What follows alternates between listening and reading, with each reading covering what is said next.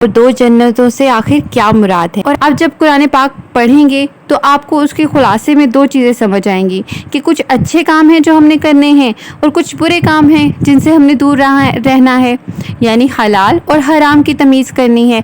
तो इन्हीं दोनों चीज़ों के अजर में दो जन्नतें हैं। लेकिन अगर हम अच्छे काम करते रहें लेकिन कोई एक बुरा काम साथ अपना लें या कोई भी बुरा काम मत करें और अच्छे काम भी ना करें, तो ये इस तरह हम बैलेंस नहीं कर पाएंगे। हम नमाज वगैरह सब कुछ करते हैं लेकिन साथ हम नशे करें या ड्रिंकिंग करें, तो ये इस तरह हम बैलेंस नहीं कर पाएंगे।